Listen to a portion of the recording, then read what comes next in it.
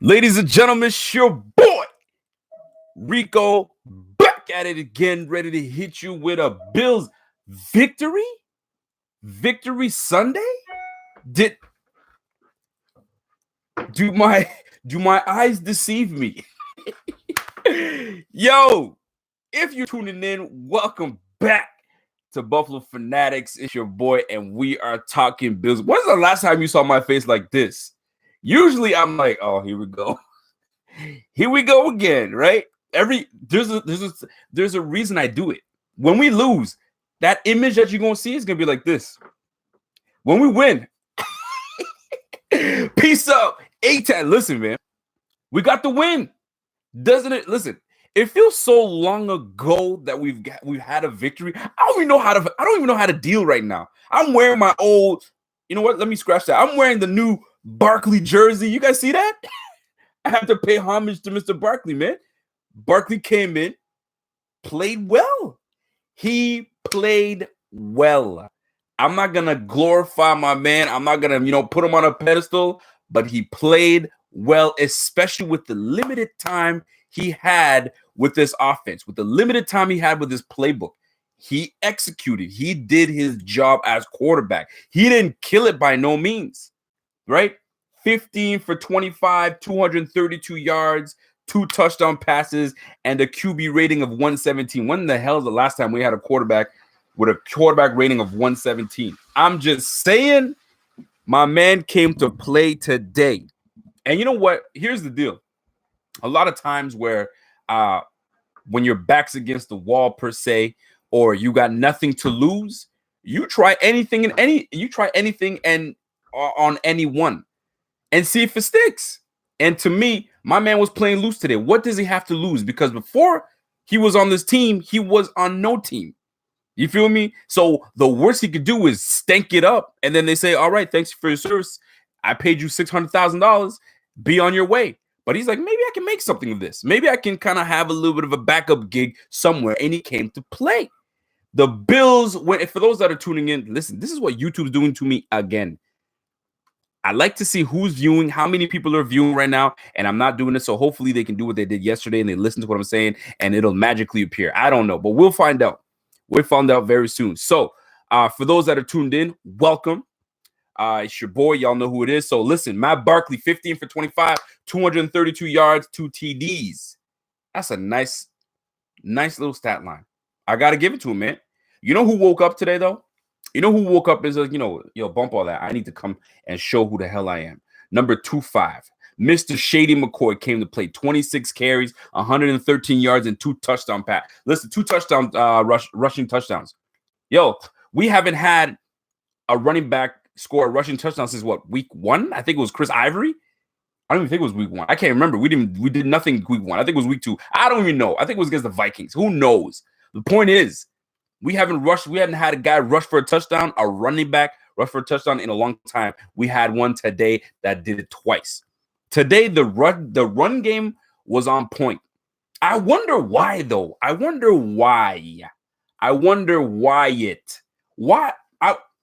Wyatt Teller, could that be a reason as to why the run game miraculously started to get its shit together? Eyeball Billy says number 5 jersey came in handy. Oh, it sure did. I'm rocking that Matt Barkley jersey, boy. USC. I'm just saying, man. There's 2 quarterbacks that came out of USC. That's nice. Matt Barkley and Carson Palmer. I'm lying, first of all. Don't torture me for that. Carson Palmer is the only guy that can ball. But guess what? Matt Barkley did it today. I knew this would come in handy. I was like, yo, should I just donate this? I'm like, nah, I hold on to it. You know what I mean? I'm going to be one of those fans that, mark off the back and just put my name, put whoever's name in there. Because last time I was ready to go Trent Edwards.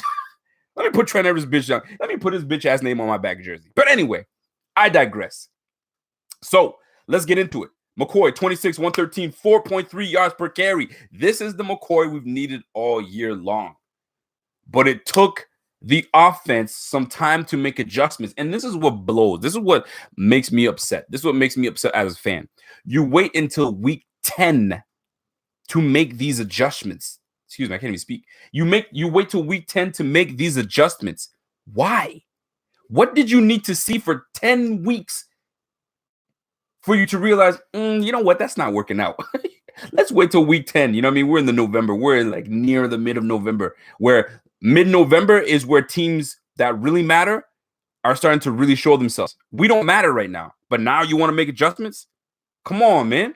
And that's the type of stuff that buys time. Speaking of buying time, I'm going to speak on Brian Daboll because right now I want to get some of the things I need to get across, and then we'll get into the Brian Daboll talk because there are some people that are ready to, that's the guy. He's the guy. It was never him the problem. The problem was the people under center. Valid argument.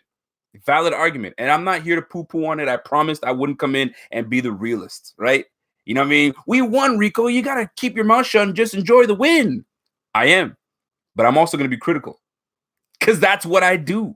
That's why you guys are here, to keep you guys regulated. I'm not going to be that cookie cutter fan that's like, woohoo, we won. Everything's perfect. Everything's rainbows and gumdrops and all the. Get the fuck out of here. Not here. Not today. Let me tip my ball cap. Anyway, so big plays today. Big plays today. Robert Foster. Look at the journey Robert Foster took. Alabama goes undrafted. He comes in with his offensive corner that he played with. So we think, okay, that should be a great connection. And then he's on the roster, makes it past Rod Streeter, Brandon Riley. You know what I mean? He makes it past a whole bunch of cats that we thought, we're probably going to make the squad. But guess what? Maybe they knew something we didn't. He brought speed, but the problem was he was inconsistent. He was consistently getting behind the defense, but could never bring the ball down. Whether that was inaccuracies, whether that was him just not concentrating on the damn ball. Either way, he was on the roster for a bit, and then we said, you know what? We got to release you, and then we're going to sign you back on the practice squad. Are you with me right now? Are you guys with me? So, that being said, Robert Foster, first play of the game, deep. Doesn't do anything cute. No stutter step at the line. It's just you against me. We're going deep. I think it was a one safety at the top. You know what I'm saying? So, a single high safety. Yo, if it's a single high safety, there's a saying. If I'm even, I'm leaving. And that's exactly what happened. Pure speed down the sideline against Tremaine Johnson. Tremaine Johnson ain't no slouch, man. That boy can run, and he's 6'1", 6'2". Straight fire. Beats him down. Matt Barkley, no hesitation. That was the play. We hitting that. All right? So that right there tells you a bit of accuracy makes a very big difference in all of this. Now, big play. 3 receptions for Foster, 103 yards. Shit, we haven't had 103. We haven't had a 100-yard receiver, I don't think, all year. All year long, we haven't had a 100-yard receiver. So guess what? The unlikeliest of receivers had the 100-yard game in Robert Foster, right? So 3 receptions, 105 yards, averaging 35 yards per reception. Yo, that's a lovely, that's 47. He had a 47 long. That long, big one that he caught was for 47 yards. Guess who was the second best receiver on the squad? Actually, the best receiver on the squad. Zay Jones. Y'all know that I have been the biggest critic of Zay Jones starting last year. Inconsistencies, the drop balls. I mean, I wasn't the only one. We all knew he had issues with the drops. This year is not even an issue. He's actually been getting open. It's just that we haven't had the plays drawn up to get him the ball. Guess what? Because we've been focusing on trying to get guys like Charles Clay, guys like freaking Kelvin Benjamin the ball. And we're letting these guys go underneath without any targets. You know what I'm saying? So guess what? 11 targets for Zay Jones today. So you can't tell me that wasn't game planned. That was game planned because I'm telling you right now, I've been tracking it. The last several games, he hasn't been targeted like that at all. You know what I'm saying? It was always Kelvin Benjamin. Let's try to get Kelvin Benjamin involved. Let's get him on the slot. Let's get him on the outside. Let's force feed him the ball. How many times have I been saying that? Yo, stop forcing the ball to Kelvin Benjamin. He doesn't care. He's lazy. He doesn't run the routes correctly. He runs lazy routes. He just doesn't give a damn. And then he has the nerve to, when he does catch a ball once in the blue mood, he wants to talk shit like he's some boss man. You ain't no boss man. Boy, get it. Oh man, don't get me started on that. Anyway, so Zay Jones, 8 receptions, 93 yards, and a touchdown. His best game as a Bills player thus far. Do I see good things coming forward? Absolutely. It can only get better because he's only improved every week this year. So he can only get better. So with 8 receptions, 93 yards, a touchdown with a long of 33, 11 targets.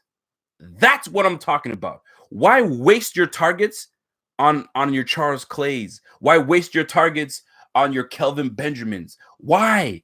Why Josh Allen? Why Derek Anderson? Why Nate Peterman? Why? Why Brian Daboll? Why are you setting these guys up to target these guys, man? When you have a guy that's been getting open, but he's just not saying it to you. I'm hoping Zay Jones was like, yo, enough is enough. I'm that guy. He isn't. Give me the ball. I doubt he did it that way. But shit, it's nice to see that somebody drew up some plays for Zay Jones, for crying out loud. We can now see the potential that he has. You know what I'm saying? But thing is, we don't want number 5 throwing him the ball. We want 17. And that's not to hate on Barkley. I love what Barkley did today. It only tells us that there's some hope in this offense. We just need number 17 to be the one slinging the rock all over the place. Am I talking shit? Because if I am, let me know. If I'm speaking truth, y'all throw me the thumbs up, the happy face emojis. Do something that shows me that we on the same page. You feel me? By the way, for those that are tuned in, welcome to the Buffalo Fanatics. This is what we do if you guys are new to the page. Please like this page, subscribe, click that notification bell to make sure that you guys don't miss a beat when I'm on this bitch. And on top of that, share that to every page you got. We keep rolling. So, guess who the next best receiver on this squad was? It wasn't Kelvin Benjamin. It wasn't shit, I'm running out of the receivers. It wasn't Ray McLeod. You know what I'm saying? It wasn't McKen. It was Deion Dawkins. Deion Dawkins is catching touchdown passes in the end zone, not dropping them like Kelvin Bum Benjamin. I feel like I'm just attacking Kelvin, but yo, I'm trying to keep it. Yo, listen, Matthew M, the GOAT. I like that, man. Give me my damn cookies. Hey, Pierre, I'm not giving you cookies yet. We're gonna talk, Pierre. I'm gonna get on you. Gang. Listen, all right. So check this out. Dawkins, 1 reception, 1 touchdown. You know you rolling. You know what I'm saying? When you can throw your touchdown passes to your offensive core, your left tackle. Which brings me to Brian Daboll, but just in a little bit, because when there's pressure on you, you got to open it up. Yo, you ever play Madden? Because we talking football, so I say like 95% of the people in this room right now in this chat, listen to me talk, has played Madden. Okay, so you're playing this dude that's nice, and for some reason he's got this defense that you just can't do anything against. You getting skunked 21-0. Every good play that you typically have is not working because he's got your number. So what do you normally do? Right? You can't pass the paddle because it's just you two playing. So guess what? You run the game all over again. So what? You've lost 2 in a row. You're like, what the hell can I do? What can I do? Guess what? You start going into playbooks that you've never done before because you're trying something new, because you can't lose 3 in a row to this dude. You can't. Am I talking shit? Because we've all been there. Yo, let me go into Trips, pistol, Zed Whammy. Yo, I've never tried that play. Let me try that. Oh shit, it actually worked. All right, I'm on a roll. Guess what, Mr. Daboll?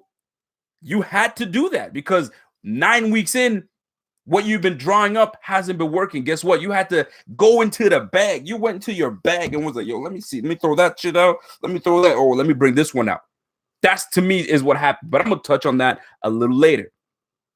Let's go to the defense. No. Let's not go to the defense yet, because 2 of the guys that were supposed to be big things on this team went 0. They went, I don't know what to call it. They went 0-4. You ever heard that? You went 0-for-6, 0-for-9, 0-for-3. Guess what? 3 targets went to Terrell Pryor. 3 targets went to Kelvin Benjamin. 0 catches. Drops. Yo.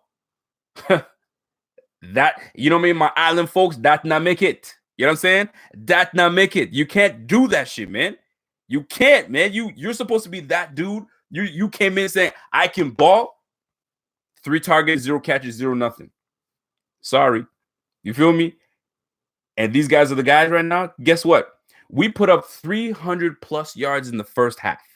You want to know when the last time we did something like that? That was in year 2000. There's motherfuckers in this room right now that wasn't even born yet. That's probably listening to right now. You feel me? So We went the year 2000. You know who the quarterback was? Doug Flutie. The running back was Antoine Smith. We put up 500 plus yards in the game total. That tells you how lacking in offense we've been. We've been lacking offense for so damn long. 300 yards in the first half. We did it today in the almost 17, 18 years. Golly, man. That's some craziness. You can't tell me that's not crazy. Anyway, on to the defense. Let me see if I can read some of your stuff as I go. Playing Madden now, listening. You playing Madden? Yo, Jamel Moore's playing Madden right now. There you go. Pierre, Sam is coming. Rico doesn't want the heat. Oh, Pierre, we're going to get to you, bro. We're going to get to you. Don't worry. Ryan Berger says, Kelvin smiles when he drops the ball. Gosh, I don't like him. Yo, listen, a whole bunch of people don't like him. Trick says, Foster showing up. Thank goodness. Absolutely. We needed the long speed, man. We needed someone that goes deep. Elvis Starter says, Wyatt Package Teller. Listen. Oh, Pancake Teller. Yo, Wyatt took that Canadian maple bacon syrup, the Canadian maple syrup, and poured that shit all over that pancake when he took that dude and drove him into the ground, man. That's the hoggy. That's the boy that we need that makes the difference. That boy is a natural born man. He puts his hands on you, he's going to finish you off. There was a play call. It was a pass play. I don't know who he completed the ball to. Anyway, I put it on my Twitter. Deion Dawkins, I don't want to say he was having troubles, but my man was pushing Deion Dawkins back, right? And as Deion Dawkins is getting ready to anchor down, Taylor's like, nah, fuck all that. Bow! Puts his ass on the floor. That's how you handle that shit. Like a G. He came in, was like, nah. You got it? Bow down? Cool. Let me help my homie out. Bow. The funny thing is, on the opposite side, John Miller did the same exact thing. It was like, you ever see those synchronized shit? Like, you know what I mean? So when someone's sitting down, they both cross their legs at the same time. Or when Sam Darnold and McCown, they both put their hand through their hair. You know, I can't do that shit. But this was like, it was perfect. It was like back up and then boom, they both hit their dudes. Anyway, so I digress. I got into the Wyatt Teller bag. But anyway, back on that defense. So defense, Tremaine Edmonds, 8 tackles. Poyer, 6 tackles, 1 sack. Milano, this guy's playing like a damn Pro Bowler, man. Y'all better not snout. Yo, listen, if these guys that are making these calls go out there and screw Milano out of being a Pro Bowler, shame on them. This boy's playing lights out. 6 tackles, 1 interception today. Last week, he was all over the damn field. Dude, this guy's playing like he's playing legit. Jerry Hughes gave us a scare today. We thought that he blew his ACL. My man got back in the game and kept them going. No injuries today or minor injuries. I'll take that. So 4 tackles for Hughes, 1 sack, 2 QB hits. Shaq Lawson. Yo, Shaq Lawson is putting something together. And I like it, but I don't like it. And I'll tell you why I love it. Because he's showing that, yo, y'all not about to just toss me out and think I'm some kind of bust because y'all put me in a bad situation last year when, a few years back when Rex Ryan drafted me and I got hurt with my labrum and da-da-da-da-da-da-da. And then right now, I had a stern talking to in the offseason that if I didn't get my shit together, I'd be cut. So guess what? I got to get my shit together.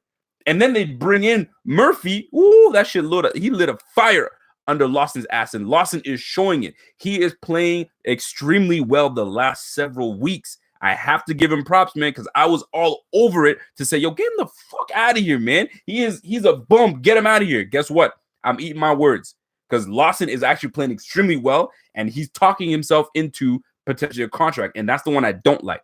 That's what I don't like, because right now he knows that if he doesn't play well this year, he's out. So he has to play well. But why did you have to play well when they had to light the fire under your ass? So when we give you money, are you going to go back to the Lawson that we didn't like? That's the only question that I have. So I really hope the evaluators on this team make sure that they're making the right call by bringing him back or keeping him on the team. Anyway, let me move on. Kyle Williams, 2 QB hits. The ageless wonder is doing it. You know what was a big difference today? Let's go to the special teams. Because special teams, we signed a guy by the name of Isaiah McKenzie.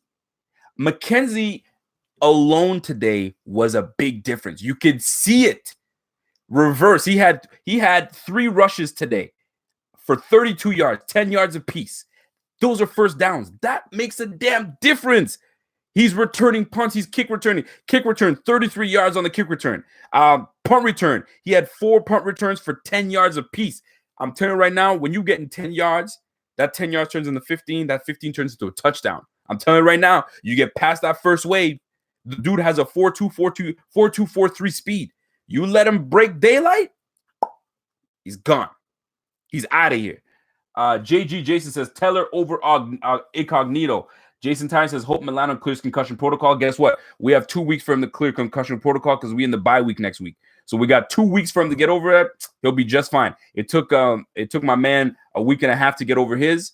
But everybody deals with concussion protocols differently. So I'm hoping that 1 week and he's back in it, because when he got up and he was walking gingerly. Like, when you're out of it, you know what I'm saying? That's how my man was walking. So hopefully prayers up for my man. I hope he gets healed up and he's ready to roll. Lyric and Noise Radford says, is McKenzie a receiver? Yes, he is. He's considered a receiver / punt return, kick return. Elijah says, Rico, today was amazing. Today was great. It's a great feeling when the Bills win. Things taste better, goddammit. This Canadian water tastes refreshing, like it came from the Rocky Mountains. I'm telling you. Let me get another.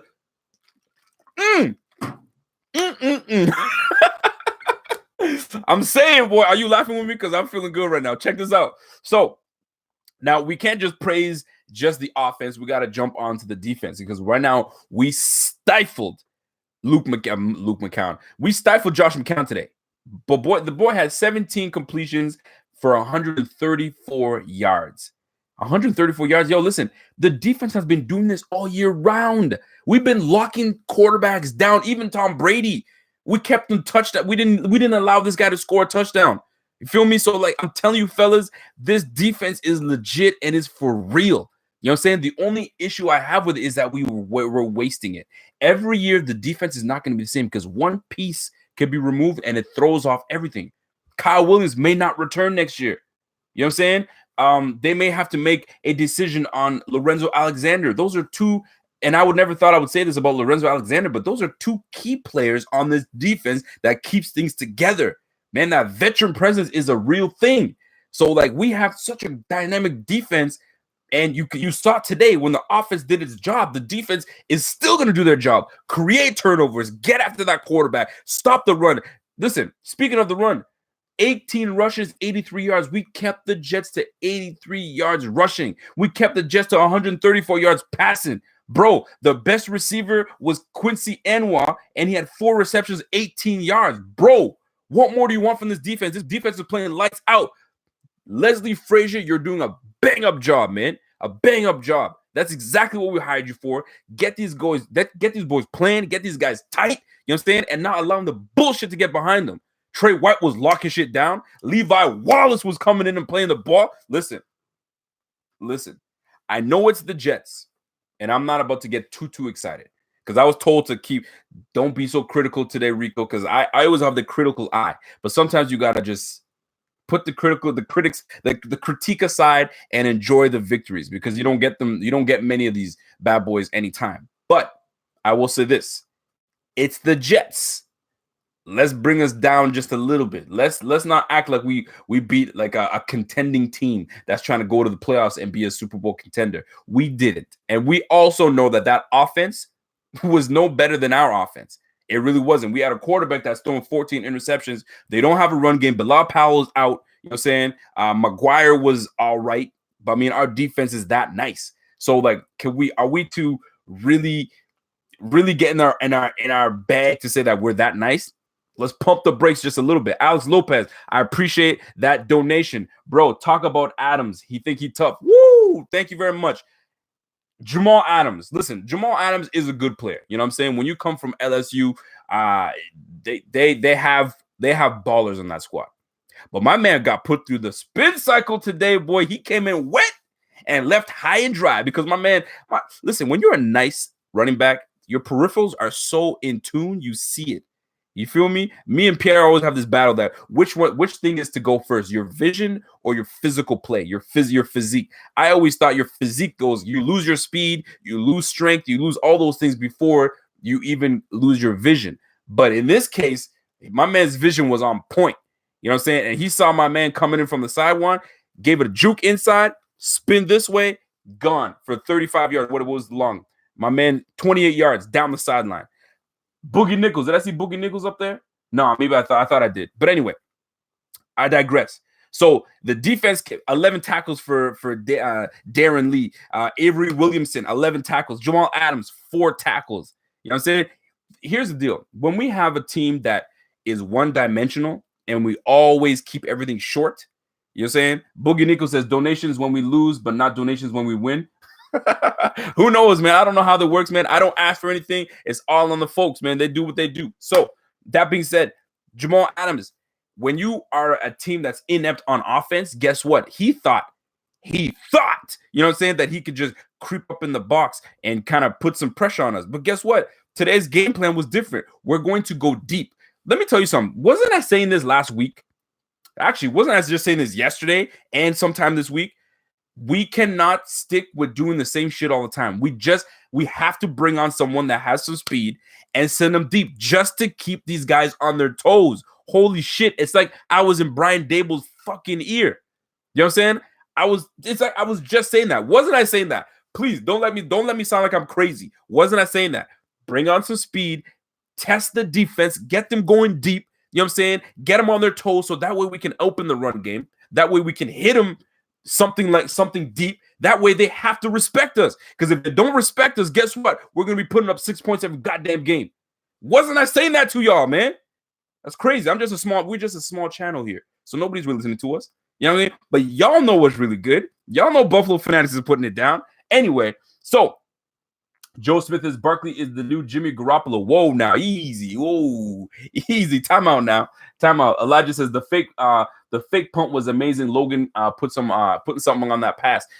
Yo, I wonder who makes those calls though. Is it Danny Crossman that makes that call and says, "Yo, coach, I'm about to do a fake punt," or is coach like, "Yo, get that fake punt going because we're doing it right now"? But like, it's like we wait till week 10 to do these things, man. Chris Bruton says Daboll is a closet subscriber. He probably is, man. He's listening. Daboll, if your bitch ass is listening, good job today. Good job today. Someone must have lit a fire under your ass under that, but I'm gonna get to that. Okay.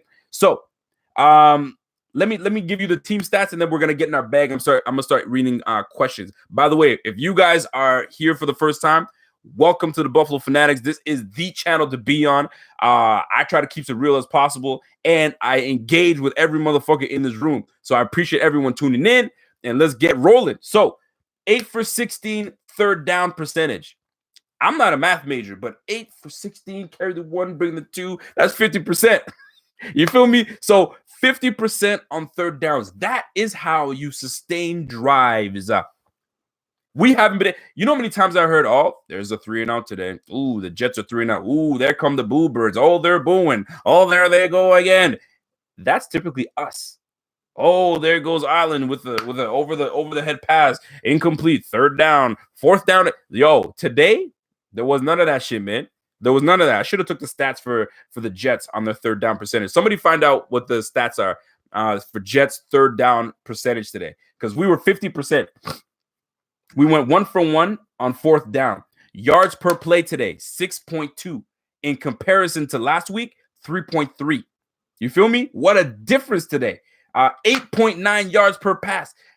Barkley was not afraid to hit those beyond 15 yards passes. That's what we need, man. But when we don't have guys that are separating from these DBs, it makes a difference. So when you have that one guy that creates that separation, it makes the safety say, "Shit, we can't, we blitz down as hard. We got to really respect the speed. Even if it's that one guy, we got to find out where he's at. And then we got to coordinate. We have to coordinate with each other.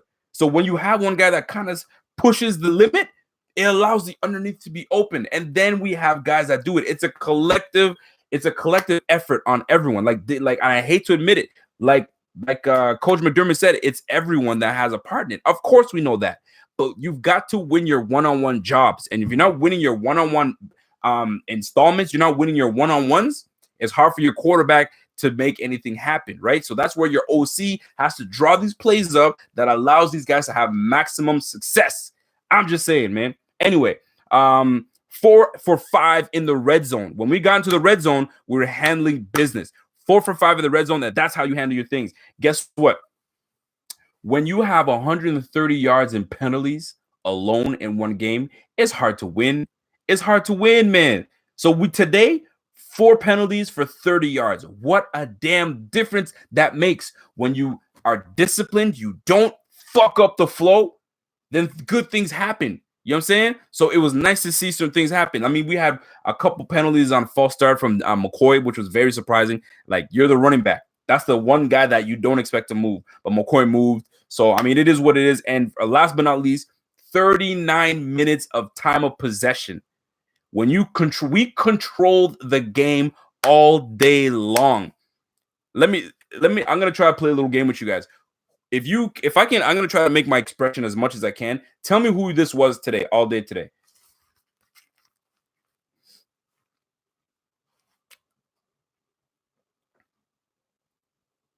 Who was that? Daboll's bitch ass, man. This dude had no answers today. No answers. And I feel bad for the guy. You feel me? Actually, I don't. I don't feel bad because you chose the Jets. The Jets is a tough place to coach. You know what I'm saying? Because you New York, son. So when you don't play well, you're gonna hear it. And I would be surprised if they kept Todd Bowles as head coach of the New York Jets because my man was looking like some pure ass today. He had no game plan today at all. It was just, bro, I don't think he's gonna make it. I don't think he makes it past tonight. They might say, "Yo, we've been informed that Todd Bowles has been relieved of his duties." You feel me? But at the same time, Bates, I think his name is Jeremy Bates, did not help him any bit at all because that offense was not rolling. But guess what? You're going against a number 3 defense. So what did you expect? That number 3 defense is stifling, bro. We were all over that ass today, but I'm not playing games, man. So that being said, I got my notes out. I'm done. I got everything I needed to. So now I need to hit this Daboll situation. Okay. My guy Pierre, love this guy to death. That's my guy. You know what I'm saying? We go back. Okay. And we go back and forth on Brian Daboll. His stance, and I'm gonna try to get his stance as best I can. And Pierre, my glasses are on, but I'm gonna try to watch. Joe Ponce says, "To Rico, love the jersey. You like this jersey? You like my Matt Barkley jersey? I knew you guys would." Todd Bowles comes to Buffalo. Hell no, he's not coming to Buffalo. You crazy. So listen to me on this one now. Pierre has this thing. I don't want to say Pierre has this thing. Pierre and others, they have this thing about this team. We are only doing terribly on offense because we lack the quarterback presence. We don't have a good quarterback. Fair. That's completely fair. That is fair. And the only reason that we haven't had success and we shouldn't blame Daboll is because we haven't had a quarterback that can execute the plays. And that is very fair.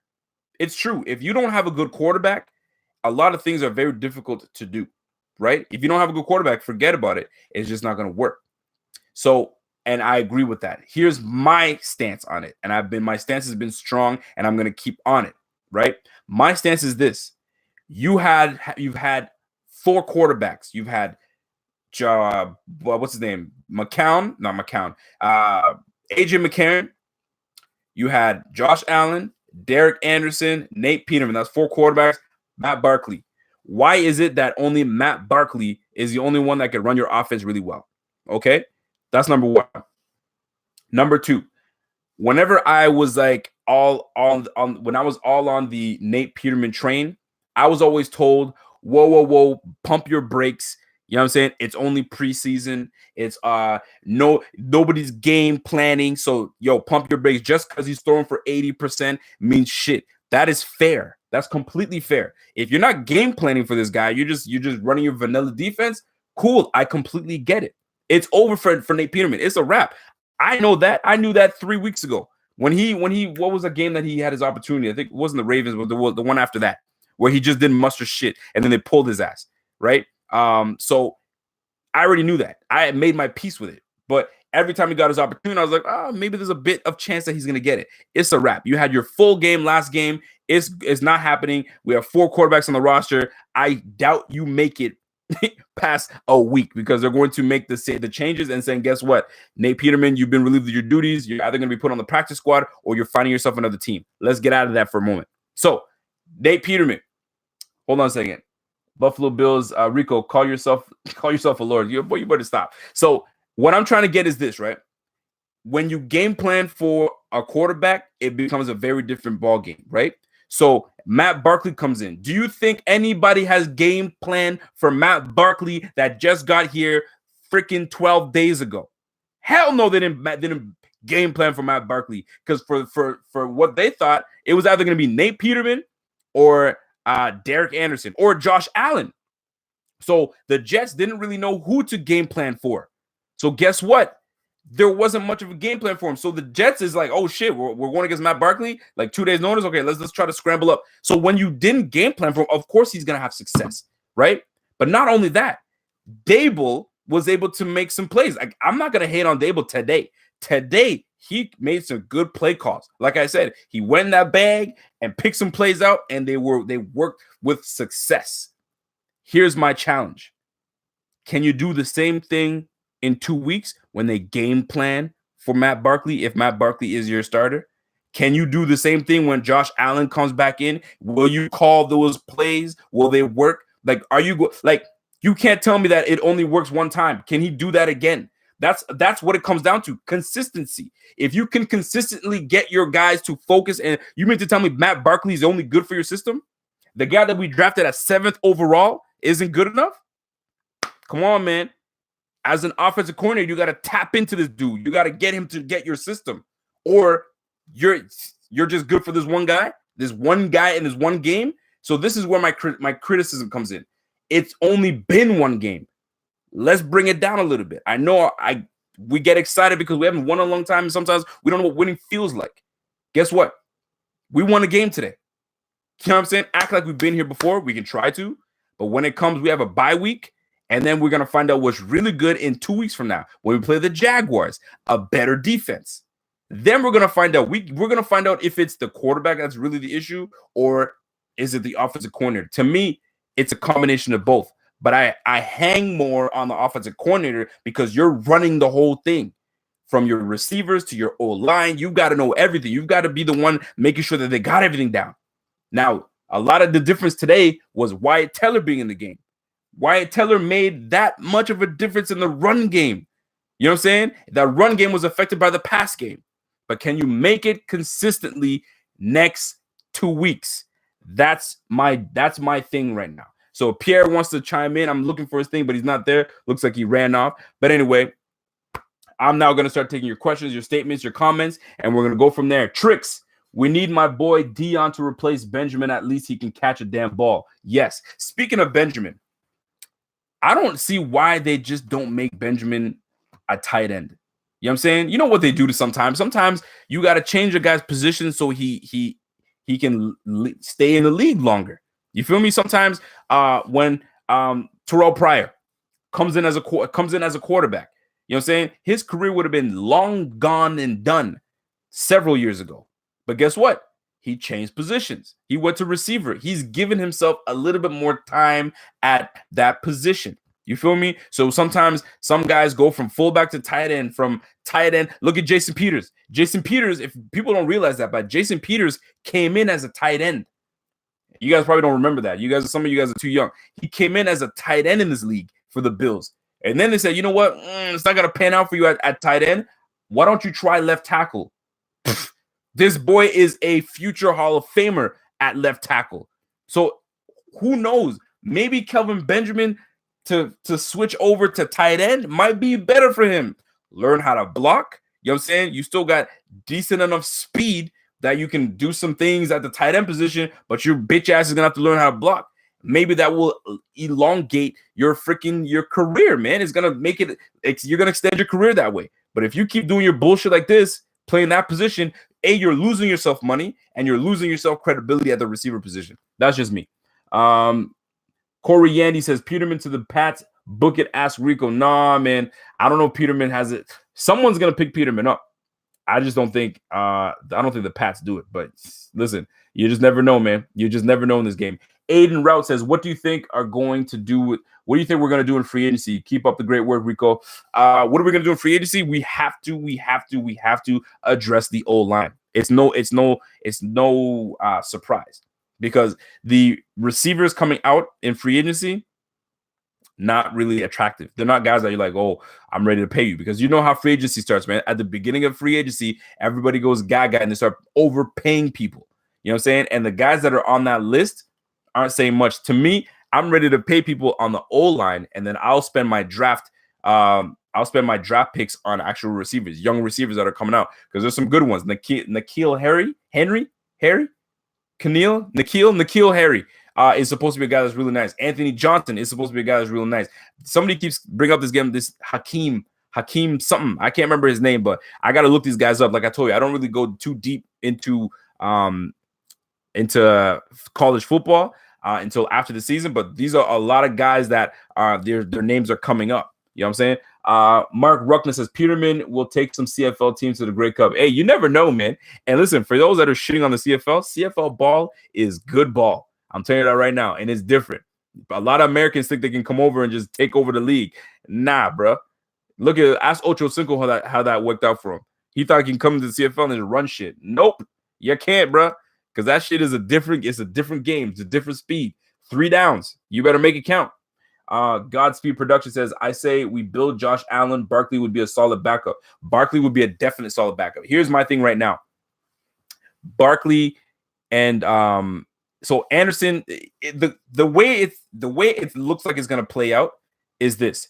And Peterman will be released. It just doesn't make any sense for them to keep him unless they really like Peterman and they think that he can benefit from veterans like Anderson and Barkley, and they keep him for some dumb reason, or they put him on the practice squad, which is a whole nother ball game.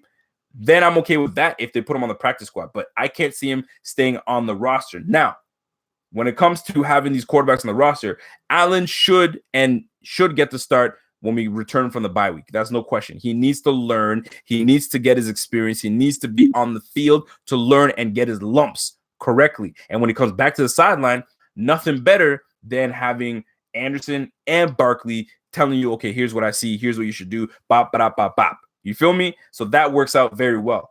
And then by next week, if they still feel that Allen is not quite there and he's not grasping the offense the way they want him to during practice and so on and so forth, he's going to be there with Barkley.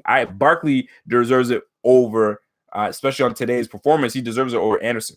So Anderson will be the third string / mentor. Somebody made a comment today that I found very interesting. Instead of having David Culley as the as the quarterback coach, get rid of Culley and put Derek Anderson as a quarterback coach. I thought that was interesting. I'm not saying that is a terrible idea, but it's definitely something to think about. A guy that's played in the game, that's still current enough, that sees things, and maybe he's a better teacher than a player. That could work. Matthew M says, when Rico's hat is sideways, we know he's hyped. Yo, I start off like this, right? Real cool, real mellow. But shit, when that shit goes sideways, we go. I like that. Good observation, my guy.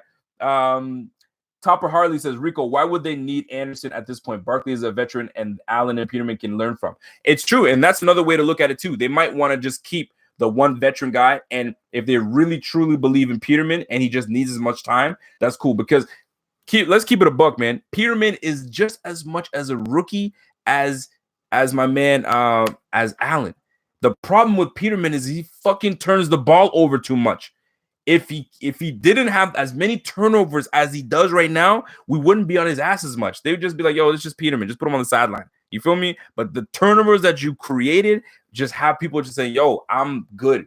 He doesn't know how to take care of the football. No, thank you. And I don't blame anybody. When you turn the ball over, that's a quick ticket out of the league. Real talk. When you're a running back and you fumble the ball, you're out of the league. When you're a freaking receiver and all you do is you drop the ball, you're out of the league. You feel me? So that's exactly what it is. When you throw in interceptions and that's all you do, guess what? Say it with me. You out of the league. That's it, man. NFL, not for long, especially when you're throwing picks. I'm telling you, man. Boys, stop, man. Golly. I see that, Blue. I see you, Blue. Casey, what is you got a Polish last name, man. Juzewski. Casey Juzewski says, the problem with Peterman is he fucking sucks, bro. I mean, shit. He's garbage. Like right now, he's just not. When you're, I don't want to call the man garbage. You know what I'm saying? He's just not a good quarterback right now. He's not a good quarterback right now. and he's got so much to learn, and he turns the ball over way too much. And when you do those things, you're out of the league, man. That's what it comes down to. Big Blue. James Parsons says, did this game save Daboll's job? Woo, great question. Yes, it did, in my opinion. Because for the last 6 weeks, I've been saying this, nobody's holding this team accountable. We are the worst offense in the league. You know what I'm saying? So if he had a terrible game today, if Matt Barkley had a terrible game today, guess what? Daboll would definitely be on the block if he wasn't already. This game did not keep his job. It only bought him time because that's only one game. Everyone knows that. One game doesn't prove shit. You may have a great game today and a shitty game the next. You know what I'm saying? One game. Huh? I did all the books of the homework. You did all your homework? Love it. I'm going to come see you afterwards, okay? All right, good girl. I'm going to come see you afterwards. So what I'm trying to tell you is this. Did he save his job? No, he didn't save his job. All he did was he bought himself some time, and he made sure that, all right, I got to go in my bag, I got to flip to the back of my offensive coordinator book and call some plays that these guys have never seen before. And good for Barkley because Barkley was able to grasp it intelligently and execute. You feel me? But it comes down to it. If you're not a special talent at quarterback and your name is not Tom Brady, your name is not Aaron Rodgers, your name is not freaking Phillip Rivers, your name is not Drew Brees, those special quarterbacks, you need a offensive coordinator that is good enough and competent enough that's going to be able to call plays for your traits, for your means, because every quarterback has their top. This is athletically, this is where you are. Your arm strength, this is where you are. Your accuracy, this is where you are. So as a coordinator, I know what place to call for you. Am I talking shit? Because if I am, please let me know. I'm open to it. I'm always open to conversation. Madden Football Talk says KB drops another pass in the end zone. Man, I'm sick and tired of this guy, man. I'm sick and tired of this guy. Where's my football? Shit, somebody took my football? Bro, I said it again. I'm going to say it again. I said it before and I'm going to say it again. They threw this guy a beautiful ball in the fucking end zone, man. In the end zone. Your job is to catch it, which you did. You had two hands on it. Your hands were on that shit. All you have to do is land on your ass and hold on to it. I don't care how this DB's got his hands in there. Hold on to it, man. Look at my forearms, bro. Look at that. Anyway, you feel me? So hold on to it. How? And you got gloves on. Yo, hold on to the ball, especially how you've been playing like shit your whole tenure in Buffalo, and you can't hold on to the ball. Man, catch that ball. If you have to hold it with one hand and tuck it in so you can shield this guy away, this is what happens, man. When you're an athlete, those things come to you naturally. You know what I'm saying? You do things naturally. Look at LaShawn McCoy. When he's running with the ball, you see him ever tuck the ball in? When you know the feel of the ball, you can hold it right here and you can do what you want, man. You know what I'm saying? We always want you to tuck it in, obviously, but my man is like this. He's moving all over the place. You know what I'm saying? Kelvin Benjamin, catch the goddamn ball, man. Got me all pissed off right now. Shit. Yo, like, either you bench his ass or you make him learn the tight end position. Slowly but surely start putting his bitch ass in there, man. Kelvin Benjamin's one biscuit away from being a tight end. Boy, give him 6. Get him started. Set him to the line, man. Yo, set him to Popeyes first.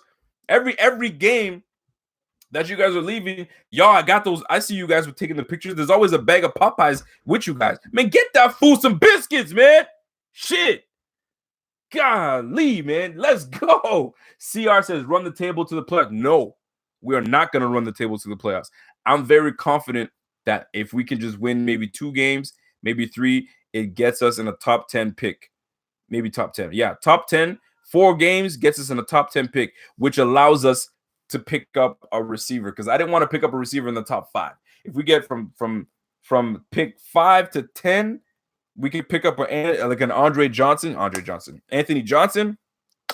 That'd be lovely. But picking an Anthony Johnson with a number 2 pick, I don't know, man. I don't know about all that. Let me see what we got. Sports fan 1415 says, can we make the playoffs? No, we cannot. Jesse McFadden says, you crazy, man. Yes, I am. I am crazy. Yeet says he's 1 pound smaller than Jason Kroom. He's 1 pound smaller than Jason. Yo, then put his ass at tight end, goddammit. Put him at tight end. Matthew M says, what about drafting offensive line? Yes, absolutely. Drafting offensive line and paying for offensive linemen. You just got to find the balance. There's some good offensive linemen coming out. So, yes, definitely look at offensive line. You know what I'm saying? But we just got to figure out what we're going to do. If we can find, like right now, Wyatt Teller having a solid game. I can't wait till PFF comes out with their grading system to see how he graded at O-line. We may have found a steal in the fifth round with Wyatt Teller. So guess what? You put Wyatt Teller at left. If they really like Deion Dawkins, you got Deion Dawkins at left tackle, Wyatt Teller at guard. Bodine is a very serviceable. I'm not saying he's great, but he's a serviceable center. So you keep Bodine at center. Then all you have to worry about is two positions, the right guard and the right tackle. Mills is as good as gone, and John Miller is as good as gone, right? So you might as well start looking at least drafting one and paying for one. You know what I'm saying? Pay for a right guard, grab yourself and pay good money for a right guard, and then draft yourself a right tackle. Boom, settled and done. You know what I'm saying? Or put Wyatt Teller at left guard, put Deion Dawkins at right guard, anchor the middle, and then you can draft one left tackle and go buy yourself a right tackle. There's so many options you can go with this thing, man. Fox87 says, Rico, do you need to fire Daboll at the end of the season? The thing is, before we even say fire Daboll, I'm not a fan of Daboll, but I've been asked, do we fire Daboll? I don't think that they're going to fire Daboll. I really don't think so. What they're going to do is before you can fire offensive coordinator, you want to get a good teacher. Because Daboll, I just don't know what kind of offensive coordinator he is. Is he an innovative offensive coordinator, or is he an educator? He doesn't give me I'm an educator, I'm going to teach you this. He doesn't give me that. He just goes into his playbook and goes. So we need someone that's going to educate. We need someone that's good enough that's going to educate. So bring in a quarterback coach that is going to be competent enough, because I just don't see them getting rid of Daboll. I think they're going to keep him. But if he continued the trend, you know what I'm saying? He's not safe, but if he continued the trend of not putting on points on the board and not doing anything of any validity, you got to go, because someone's got to be held accountable for this poor offense. You know what I'm saying? But it's only been 1 week. It's one game.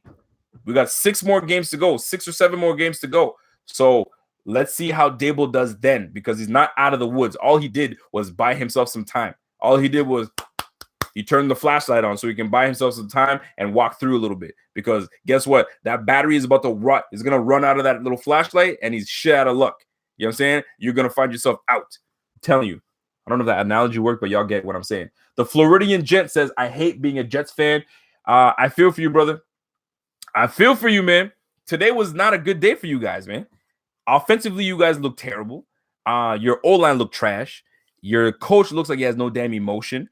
Your offensive coordinator is, you know what I mean? You guys took a gamble on Bates. Bates was sitting here on vacation. You know what I mean? He was traveling the world, and you called him over and says, yo, we need you, man. So you guys took a chance with Bates, with Jeremy Bates. So I feel for you right now. But on the bright side, you do have a good quarterback in Sam Darnold. Y'all just have to just teach this boy to stop turning the ball over before they turn him into Nate Peterman. Because you've seen what we've done to Nate Peterman. My man threw 5 interceptions in 1/2, and it was the end of his career to some. Some said, get this bum out of here. Meanwhile, he was a rookie. Because I guarantee you, if Josh Allen threw 5 interceptions in one game, they say, oh, but he's trying. He's doing his best. The offense is not good enough. Yo, I know all the excuses that Bills fans would have used. So I feel for you, Jets fan, but I don't give a fuck either. Fuck the Jets. Hey, that's how we do it, boy. Let's go. Lamar Jackson says, Bills look like a playoff team today. We looked all right. Why do you want Anderson to teach Allen mediocrity? Sometimes there's players that they're better teachers than doers. And you catch what I'm saying. So, like, I can send you on the field to do it, but you physically can't. But you have it mentally, and you're a better teacher. So some people can teach better. They can, perform. So maybe Anderson is a better teacher than anything, right? Like, look at McCown. McCown was looking like trash today, but he is a good teacher. He's been teaching my man a way to play. I mean, today's not a good day to show it, but like when he came to the Jets the first time, he was lighting things up, man. He was actually playing like an MVP quarterback at one point. Myron Glenn says, watch Barkley's footwork in the pocket. I will. I gotta watch the game again, and I'm gonna figure that out and see it for myself. Bryce Denny says, Rico, what did you think of Levi Wallace starting over Ryan Lewis? I loved it.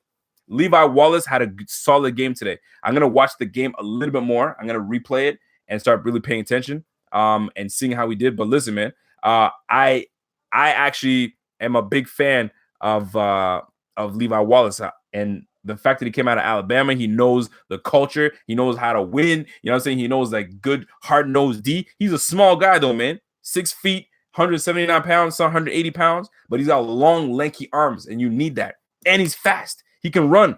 So this was a good move by the defense. Leggy Frazier used them properly, and that's the way we roll, baby. Let's go. Momo, we need Barkley to play the rest of the damn season. No. Let me tell you why. What's the point? You know he's not the future of the quarterback. He's not the future of the team. The future of the team we drafted in Josh Allen. Do you want to keep him on your team to mentor Josh Allen? Yes. Do you want Josh Allen to play the rest of the year so he can get experience? Yes. You need that. He needs experience so you can see the speed of the game. And not to mention the speed of the game is going to slow down for him, and the schedule of the season got easier. We played the first 9 games were the hardest teams to play. Now it gets a little easier based on rankings and based on where teams are fitted. Like, look at the Jags. The Jags are not the Jags that we thought they were. You feel me? Like, the Jags are an all right team, and our defense is good enough to make Bortles do some bullshit. So, I mean, we just got to make sure that we come prepared and we come to play the game, baby. Let me see. Pistachio says Barkley saw KB wasn't catching the ball and decided to target Zay after. You know what? I think that's part of the game plan. The game plan was, all right, clearly this bitch ass can't do nothing, so stop throwing the ball to him. And they didn't. Yo, you drop a ball in the end zone, you lose my trust. But that's what these quarterbacks should have been doing at the beginning. But because they were young quarterbacks, I think that Daboll was like, yo, just trust your veteran guys. They'll do what they got to do. Just let me game plan for them. Let me game plan for them. So when you have a veteran that comes in, it's like, nah, I've been watching this dude for a while, man. I see him in practice. No, thank you. Zay, you've been my guy. Let's start working this out. And I think Daboll was like, all right, well, listen, if you feel the most comfortable with Zay, let me create some plays for Zay. And that's exactly what happened. And we had success. 11 targets, 8 receptions, 93 yards, and a touchdown, man. I don't know what weak ass celebration was Zay doing. He took out his towel and what was that? Yo, you don't get in the end zone as you never get in the end zone. And when you do get in the end zone, you come up with some weak celebration. What was that?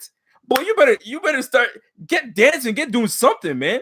This guy pulls out a string and starts doing some. Unless y'all can tell me what the hell he was doing, I have no idea. Is this some kind of Star Wars shit? I don't know what he was doing. Because last time he did Star Wars, where he was doing all this shit, cool. What was that? What are those? That's exactly what I felt like saying. Like, what was that, man? Real talk.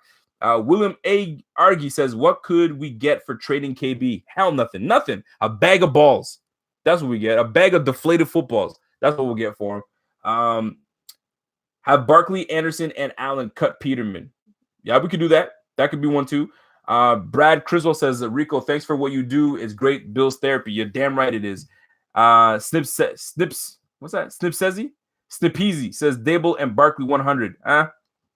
Today they were nice, man.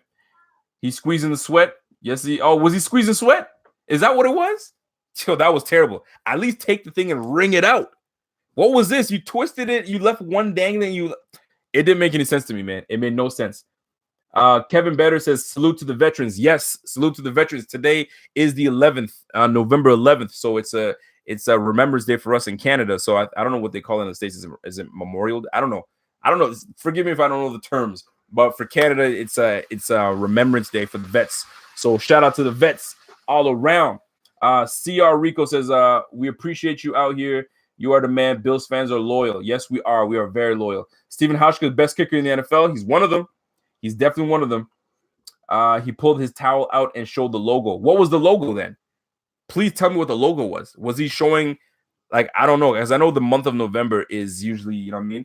It's remembrance for the vets and stuff. Like, was it something? Was it, maybe that's what it was. Maybe I got to watch it again because I thought that was super weak. But anyway, I could be wrong. Jeff Tyson says he just needs practice, not used to scoring. Who are you referring to? Mark Runyon says it's Veterans Day. Okay, Veterans Day. Thank you guys very much. So we have what we call Remembrance Day, and I guess for you guys it's called Veterans Day. So it's the same thing. The logo was Poncho. Oh, is that what it was? Okay, so I can respect that then. It had Poncho written on it, and it was a nod at Poncho. He addressed the team the night before. Okay. That is commendable. I like that. But my man, you couldn't have something a little bigger? Shit, like if you're gonna really shout your man Poncho out. By the way, salute to Poncho that's going through a lot of issues right now. So you know what I mean, prayers up to my man Poncho. But yo, show it off, man. Shit, lift your shirt. And you know what I mean, Poncho Billa. I don't know, man. That's what I would have done. But anyway, that's it. TJ Lovato says today they will finally use his players to the strengths, but it was against the Jets. So we'll see how this we'll have to see. Thank you, TJ Lovato. I'm not here drinking the Kool-Aid. Not going to. You know what I'm saying? It's been one game against the lowly Jets that their confidence is shot and they're about to lose their head coach. You know what I'm saying? Now, if Daboll can do that for us again and draw up a really good game plan next game that we play against the Jags, then you have my attention. You feel me? And even today, we had 10 weeks that my man has been asked questions. McDermott's asked questions, and they asked him about the offense today. And the first time ever I heard him give Daboll props. He says, "Oh well, Brian Daboll, you know what I mean? He looked into the playbook, and we had that little play. We worked on it a couple times, and he really did a good job with play calling." Okay, thank you. Can we do that? Can you give him props next week when he fucking calls a shitty ass game? You feel me? So when the team comes and prepares from real good, we're gonna see how nice Daboll is. That's why I'm not really all over Daboll right now. I'm just saying cool game, cute game. We're gonna see against the Jags. Matthew M says, pull a Stevie Johnson. Why so serious? Yeah, man. Take your shirt off and be like, yo, what's good? Bryce Denny says, if Matt Milano can't go, who will start, Lacey or Stanford? It'll probably be Stanford because Stanford is who started for Edmonds when he was out. Dion Lacey is more of a special teams guy, but he does get reps when Lorenzo Alexander is out. All right. Let me see what we got. I'm gonna answer a few more questions because I don't want to stay on too long. Somebody made a suggestion to me, and tell me what you guys think about that. That instead of when I do these lives, keep them shorter.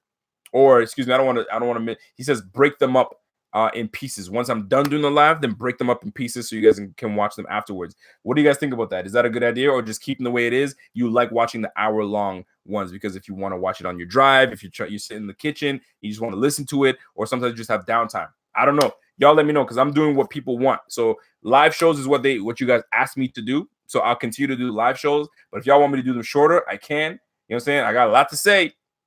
So I can make them shorter, or I can break them up in pieces later on. But I'll listen to what y'all think, man. Momo says, nah, keep them longer, bro. Okay, I appreciate that. Brad Cruz says, nah, hell nah. Love it. Love it as it is. Keep it longer. Keep it.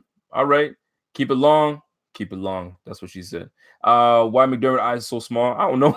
What kind of question is that? Why is McDermott eyes so small? Boy, I don't know that shit. Evan Harrington says, keep them longer. Stay the same. Do you think Daboll will make a good game plan for Allen? I hope he does, man.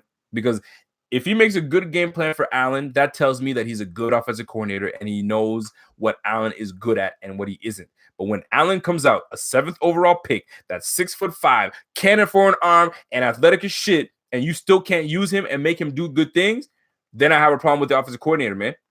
Because I bet you right now, if North Turner will be on this team right now, he'd be getting Allen playing extremely well. So guess what? Get your shit together, Daboll. You had one game with a different quarterback, but the quarterback that really matters is number 17, not number 5. Number 5 is just here for now. You know what I'm saying? Number 17 is the guy that we need you to get on board with so he can give us the success. When he gives us a game where he throws for 200 yards, 2 touchdowns, has a QB rating of 117, then we can say, all right, maybe we have ourselves a good offensive coordinator. Buffalo Sack Attack says, not a fan in breaking up the original video. Leave it the way it is. I appreciate that. Bro, you wanted to know why the Bills claimed Isaiah McKenzie. Now you know why. Absolutely. Draft diamonds, 100%. I see it and I love it. I see it and I love it. So now here's my question. You have a guy like McKenzie. What do you do with a guy like Ray McLeod? Because Ray McLeod is the odd man out. Real talk, man. Because that sucks because you drafted him in the 5th round. And now you brought a guy that does exactly what he does and does it better. So what do you do with a guy like McLeod? You know what I'm saying? It's too late you can't do nothing about him until next year. So you're gonna keep him, put him on the practice squad? There's so many questions, man. So we're gonna keep an eye on that little position right now, because you can't have. There's gonna be some things happening in the next 2 weeks. Just put it that way. The bye week is when a lot of things get shuffled. So if we lost today, I can guarantee you there was going to be some movements by coaches. There's going to be some movements with players. There's still going to be movement with players, but some coaches save time today. David Culley is one of them. That's just me. That's just my opinion. Draft Diamonds, big Bills win today. Absolutely. All right, Pierre Gabbert. How's Allen's accuracy? What is Allen good at? Has he been able to hit a long ball with his cannon? You're right. He hasn't. He hasn't been able to. And you know what? Maybe these plays that are being drawn up for him are not the right ones. Just because he has a cannon doesn't mean that he's got to use his cannon all the time. You feel me? Like Lamar Jackson, just because the boy can run doesn't mean you got to run a freaking quarterback option with him all the time. You feel me? So does Allen need to be better? Absolutely. Does Allen need to work on his accuracy? Absolutely. But you've got to put Allen in position to succeed. You've got to put him in position that he does the things well. So quarterback coach, offensive coordinator, find out what he does. Listen, Brandon Beane, you spend all this time on the road with your scouts and all this bullshit. Go through your notes that you've gone through on your little tablet. You know what I'm saying? Go on your little tablet and go through and look at the notes and look at the strengths. Now go and fixate on those strengths. You know what I'm saying? And his weaknesses, start working on that. That's just what I'm saying. So when you have an offensive coordinator that's just saying, here's the play, go play it. Nah, man, put me in position to do well, coach. If you know I got a cannon, put me in a position that I can do those things, man. Don't just call a play and just go for it. But Allen needs to get better at the same time. Pierre, keep asking questions because I was waiting for your ass. Thomas Camp says, I drank 30 pack of Labatt's beer and the Bills run the table. Good for you, boss. Good for you. Draft Diamond says, I saw you and then your shit went away. Let me see where I saw you, bro. Let me roll up. Serious question, though. What is Josh Allen good at? Can somebody at Pierre and tell him what Josh Allen is good at? Can somebody tell him right now? Because I'll tell him, but I'll go back to him. Odd man out. See you, kid. Yeah, man. I think he's the odd man out for real. I think he's going to be the odd man out. And I'm referring to Ray McLeod. Because right now you are expendable.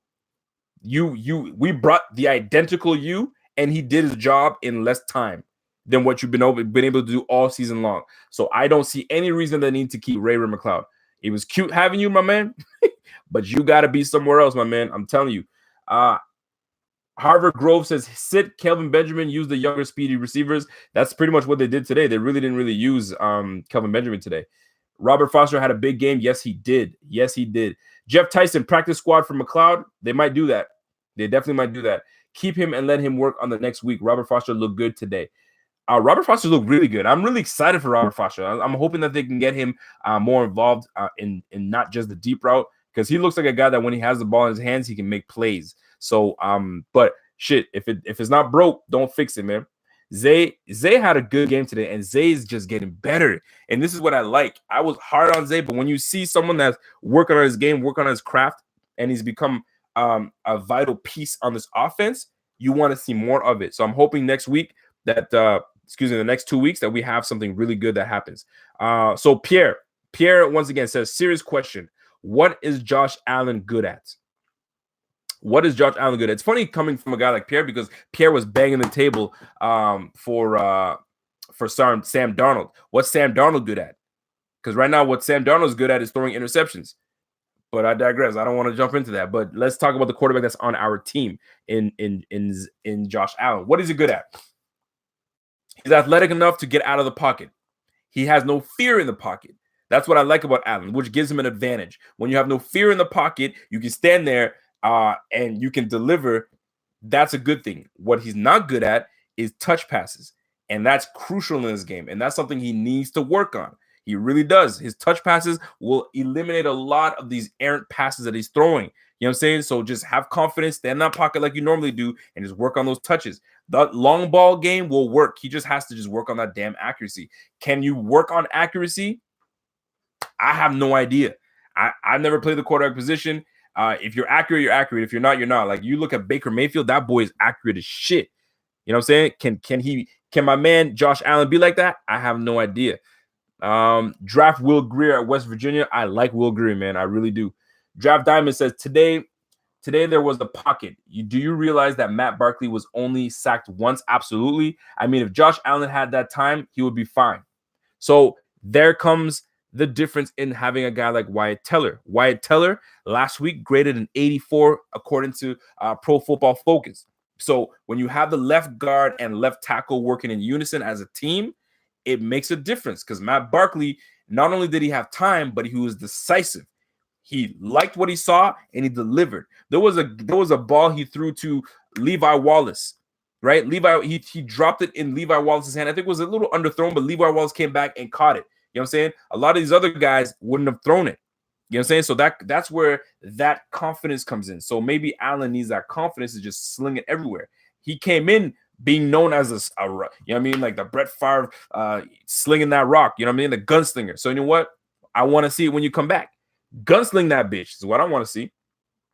Pierre Gabbard says Allen leaves the pocket early often. Rico stop. I know that. I know that when he stays in the pocket, he does it. But sometimes he flees the pocket too often. You know what I'm saying? But that comes down to having a guy like Vlad Dukas. That comes down to having a guy like John Miller. So maybe the inconsistencies that I was talking about on O-line has got this guy seeing ghosts.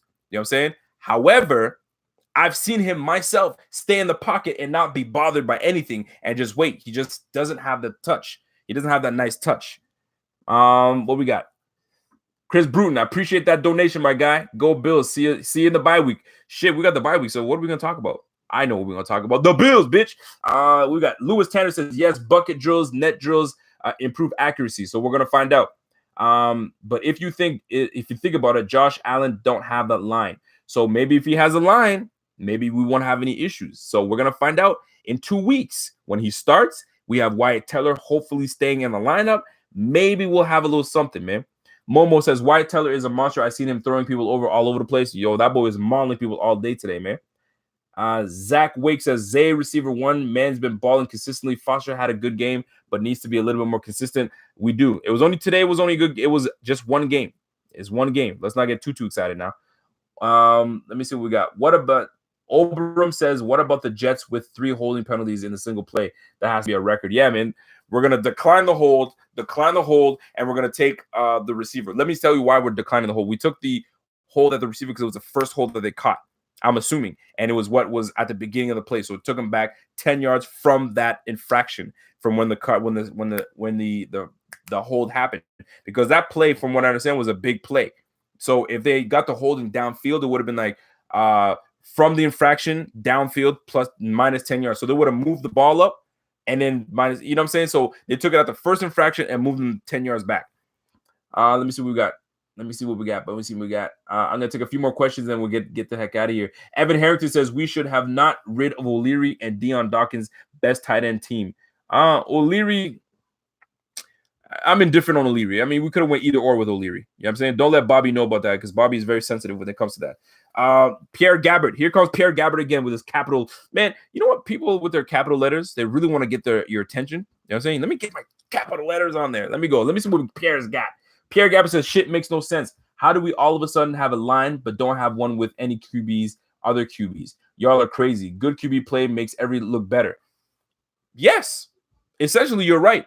When you get rid of the ball quickly, you know what I'm saying, and you're decisive, you absolutely do. But we all know that when bad O-line happens, it makes the quarterback Ari. It makes them not set their feet. It makes them all over the place, and they're not able to settle. So I know what you're saying, but when you have a good O-line that gives you a clean pocket, you should have success. But when you don't have a good O-line or they're inconsistent, that's what makes it. That's the problem is. And the problem with Pierre, what Pierre's not realizing is that our O-line has been inconsistent. One day they're really good, another they're terrible. So you can't really gauge them because we have so many damn quarterbacks coming in and out. So one guy goes in when the quarterback, the O-line is playing well. Another comes in when the O-line is playing terrible. So how can you really gauge it? Because they're so damn inconsistent. So you tried it, you know what I'm saying? But there's your answer, my guy. Elijah says people want O'Leary because he's doing something in Miami. When we did have him, mostly everyone overlooked him. I don't think anybody overlooked him, but it's just that he was down on the depth charts. Maybe the team didn't see the value in him. I don't know. That's what it comes down to it. Pierre says, or maybe when a QB knows how to manipulate the pocket and slide in the hot spots, maybe that's how they do well. And that comes down to experience, doesn't it? If you can slide in the pocket, move around, and know where the hot spots are, it comes down to experience. Why do you think Nate Peterman was getting killed? You know what I'm saying? By the media and throwing picks because he wasn't able to manipulate the pocket as well.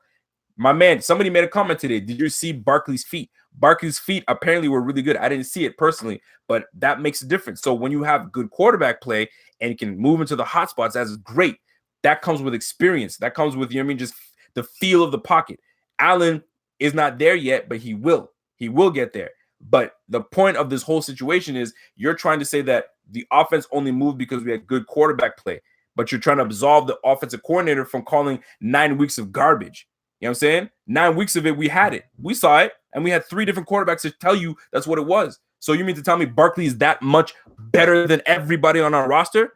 Barkley's that much better than Allen? Barkley's that much better than Agent McCarron when we had Agent McCarron? Is that what you're telling me? Because it sounds like what you're telling me. Barkley's the man right now. You know what I'm saying? We had a good game today. We had one single good game, and you're ready to say that it's the quarterback play. He had a good game today.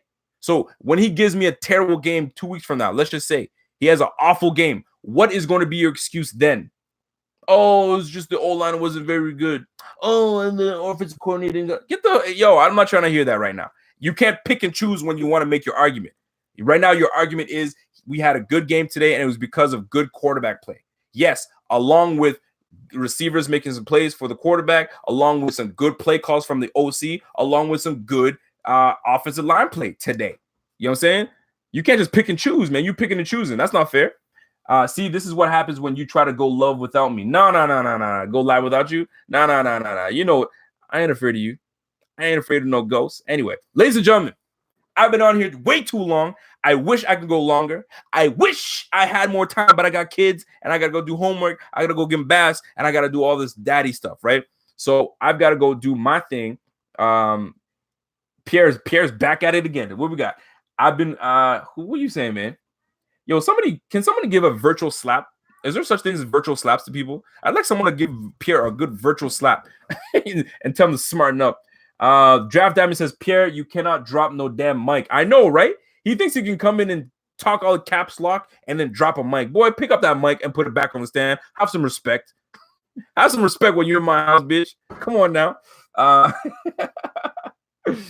Hardgrove says, that's why I hate this one game, as now everyone will be in love with Barkley. Thank you, Hardgrove. This one game's got everybody talking about the offensive corner did a great job. The O-line was fantastic today, which they were good. Barkley had an amazing game. You know what I'm saying? Levi Wallace was solid. Not Levi Wallace, excuse me. Robert Foster was great. Zay Jones is amazing. He's the number one receiver. Today, we're going to find out next week. You know what makes guys stick around? Consistency. When you consistently do your job great, that's how you stick around in this league. Look at Frank Gore. He's been consistent his whole career. You feel me? Kelvin Benjamin, not. He'll give you one great play and then give you 9 terrible plays. Inconsistent. You feel me? Consistency is so key in this game. If you can do it all the time, then you got an argument. Anyway, Pierre says, motherfucker, I can't talk the way however I want to walk. Anyways, you do what you do, boy. Tom Lee says Barkley played well enough to deserve a second chance. Yes, but he's not the guy that we want to see on the field. We want to see Josh Allen, because that's who we paid a lot of money for, and that's who that's what we gave a lot of draft picks for. So you don't give a whole bunch of draft picks and then watch the backup play. So what good is it for Allen sitting on the sideline? We need him to be on the field so he can start showing us that this is what we have going forward and this is what we look forward to next year. So that way, when he shows us what we got, we're like, hey, you know what we need? We need to get this guy weapons. We need a receiver. We need a nice tight end. That's what we need. But if you have Barkley, you're tailoring, your remaining of the season around Barkley. That's not what you want. You want it around your franchise quarterback. Pierre Gabbert, I'll go live on Buffalo Fanatics IG. Oh, listen, if you guys want to hear Pierre, please, I'm going to tune in myself. Go listen to Pierre on IG, the Buffalo Fanatics Instagram, because I guess he's going to combat what I've been saying all day. You know what I mean? So let me conclude like this. Let me conclude like this. We had a good game today. Kenny G, what's going on, my man? Lewis Tammer, what's happening? Let me conclude like this. We had a good game today. All around. Defense, we know plays well. We have the number 3 ranked defense. You know what I'm saying? We kept the Jets to 10 points today. So that's what we do defensively. Offensively, we opened up the book today. We went deep. We actually had a deep threat that was able to keep the defense honest. Keep the defense honest. We had some lanes to open up because of our pass game, because we had some good blocking from our O-line, and we were able to run the ball today. So today was a very good day. Like my man Ice Cube said, today was a good day. Let's just accept that today was a good day. Let's just take Victory Monday, you know what I'm saying, the way it is, and then go from there. Yo, somebody give my man another virtual slap because he doesn't get it. And tell him to pick up the mic. Have some respect for when he's in my house. You feel me? So that's what it comes down to. You feel me? Mwambo Osman says Matt Barkley, Mad Shady, McCoy better as a rushing yard. Boy, you need to learn how to type better. I think what you're trying to say is that you did it a good job today. Matt Barkley and Shady had a good job today. Yes, they did. They did really well. Joe Nelson, I appreciate that donation, my guy.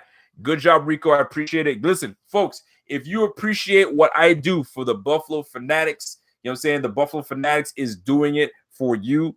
By all means, if you guys want, you can donate. It allows us to keep this thing going. It allows us to kind of put our resources in better equipment. You know what I'm saying? Lighting. I know my lighting right now, I got to get a better light. I got to get a better backdrop. There's a lot of things that we can do, and it's all on the donations from you guys. And so that's much appreciated. You don't have to. It's all love from you guys. We've been getting the donations all week, and it's so much appreciated. It's you have no idea. I really do, and it's motivating. So keep that up, Joe Nelson. Much love. I appreciate that. Let me see what we got. I'm gonna read one last one. Moamba says we need a tight end. No, we don't. Actually, do we do? Yeah, we do. we got Kelvin Benjamin. Put Kelvin Benjamin's biscuit ass on the line, and we should be good to go, man. Anyway, y'all know what it is. It's your boy. Keep following us on Facebook. Keep following us on Instagram. Keep following us on Twitter. Follow me on Twitter, RealRico_BF. Y'all can follow us the platform is all Buffalo Fanatics. Just keep an eye out for us. Keep showing love. Don't forget Don't forget to subscribe, and don't forget to share this feed so that everybody can see what a happy Bills fan looks like. You feel me? So let's enjoy this win. Let's enjoy the meals. Let's enjoy walking into work with your chest high, with your chin up, and saying, yeah, we won, bitch. What? You feel me? Enjoy that. And until next time, it's your boy, and I'm gone.